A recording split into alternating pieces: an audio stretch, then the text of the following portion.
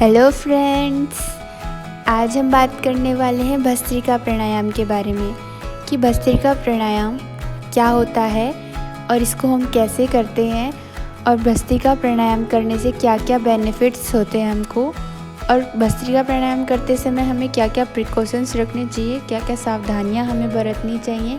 आज हम उसके बारे में बात करने वाले हैं। चलिए शुरू करते हैं। भस्त्रिका प्राणायाम। भस्त्रिका प्राणायाम। भस्त्रिका का मतलब है धोकनी। जैसे लोहार हवा के तेज झोंकों से गर्मी पैदा करता है और लोहे को शुद्ध करता है, भस्त्रिका प्राणायाम उसी तरह मन को साफ करता है और प्राणिक बाधाओं को हटाता है। भस्त्रिका प्राणायाम इतना महत्वपूर्ण है कि योग के ग्रंथों में भी इसका उल्लेख किया गया है, खासतौर पर हठ योग प्रदीपिका में। भस्त्रिका प्राणायाम का अभ्यास कुछ लोगों के लिए बहुत तीव्र हो सकता है। यह एक योग्य योग जो अध्यापक होता है उनके अंडर में अगर ये सीखा जाए तो ज़्यादा बेनिफिशियल होता है।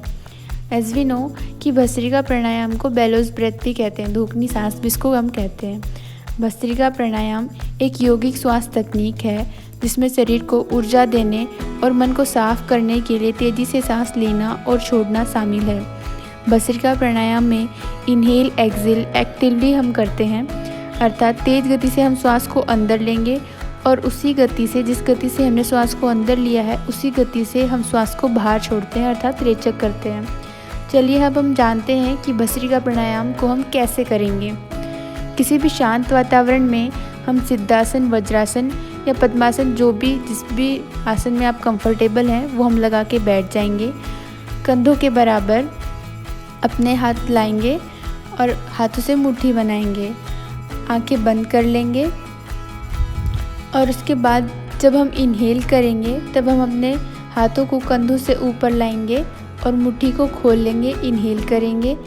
और एक्सेल करते टाइम हम दोनों हाथों को कंधे के बराबर लाएंगे और मुट्ठी बना लेंगे। इस प्रकार से हम 10 बार दोनों नथनों से तेज़ गति से श्वास अंदर लेंगे और छोड़ेंगे। दोनों नाक के माध्यम से धीमी गहराई से श्वास हम लेंगे और छोड़ेंगे।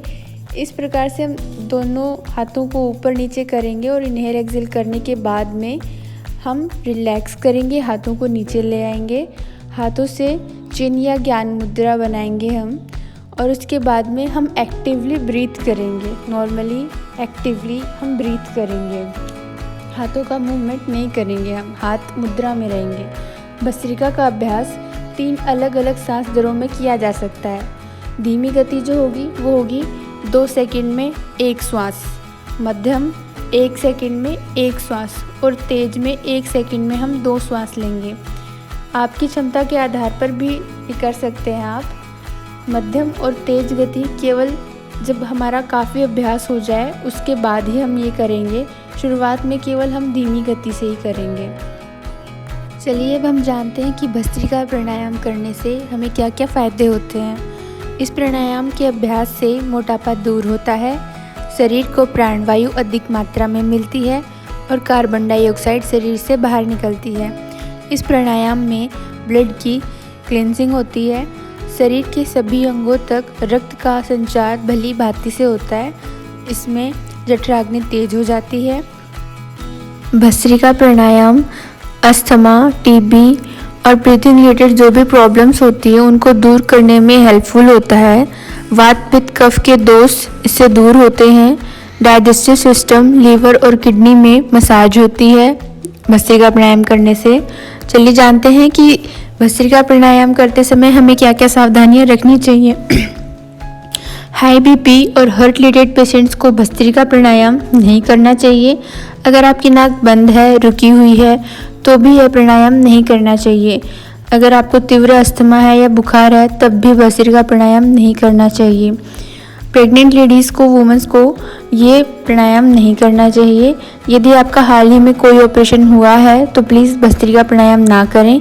अगर आपको करना है तो आप अपने डॉक्टर से कंसल्ट ज़रूर करें। यह प्राणायाम खाली पेट ही करना चाहिए। Thank you for watching.